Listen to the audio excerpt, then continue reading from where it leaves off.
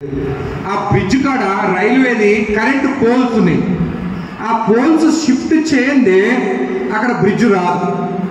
మళ్ళా నేషనల్ హైవేస్తోని నేను మాట్లాడడం జరిగింది.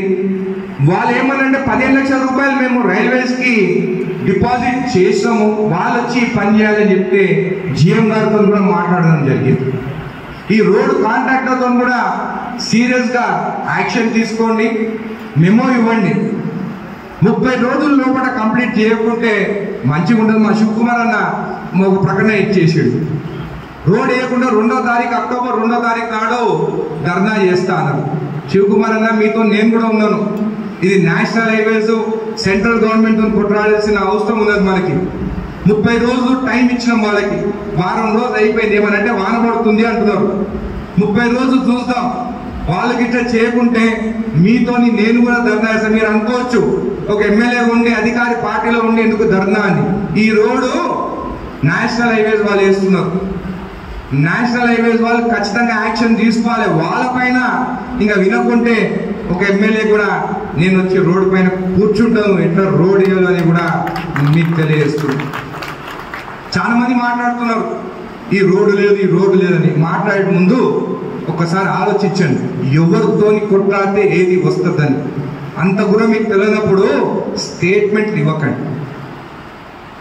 స్టేట్ గవర్నమెంట్ పైసలు R&B ఉంటే ఇప్పుడే వెంకన్నకు ఫోన్ చేసి ఆ రోడ్డు కంప్లీట్ చేయమని చెప్పడం జరుగుతుండే.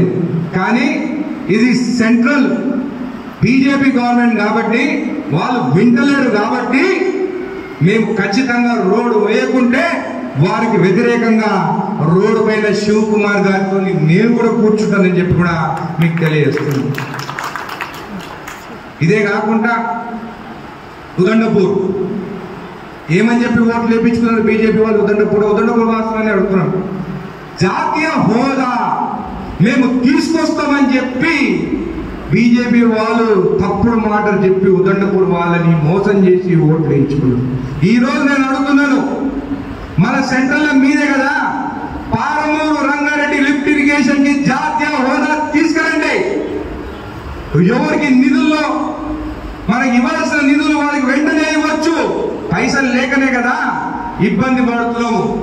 మనం మీరు జాతీయ హోదా గురించి మాట్లాడకుండా మీరు మా పైన మాట్లాడితే మంచిది కాదు అని చెప్తున్నాను. మీరైనా మేమైనా ఎవరైనా కానీ రాజకీయాలకు వచ్చింది పేదవాళ్ళ గురించి, పేదవాళ్ళకి న్యాయం చేయాలి, పేదవాళ్ళకి అభివృద్ధి చేయాలి, వాళ్ళు కూడా ఇల్లు కట్టుకోవాలి, వాళ్ళకి అన్ని సౌకర్యాలు ఉండాలి, మంచి పని చేయాలి అని చెప్పి రాజకీయాలకు వచ్చి కొందరేమో మంచి పేరు తెచ్చుకోవాలని రాజకీయాలకు వస్తారు.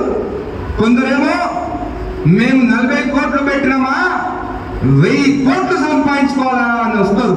అది మీరు ఆలోచించండి. రాజకీయాలకు వచ్చిన తర్వాత ఎవరు ఏమి సంపాదించుకుంటున్నారు, రాజకీయాన్ని అడ్డంగా పెట్టుకొని ఎవరు ఏం ఆస్తులు కూడగొట్టుకున్నారు అంటున్నది కూడా మీరు ఆలోచించారు. అబ్బాయి ఎప్పుడు అంటున్నాడు, నేను ఇన్ని ఎకరాలు పోయినాయి నాకేమీ రాలేదని చెప్పేసి. ఆ దేవుడు ఉన్నాడు. ఎవరు మంచి చేస్తే ఖచ్చితంగా ఆ దేవుడు వాళ్ళకి మంచిది చేస్తారని చెప్పి కూడా మీకు తెలియజేస్తూ ఈ కార్యక్రమానికి మరొకసారి విచ్చేసిన ప్రతి ఒక్కరికి ధన్యవాదాలు చెప్తున్నాను. జై కాంగ్రెస్, జై హింద్, భారత్ మాతాకి జై.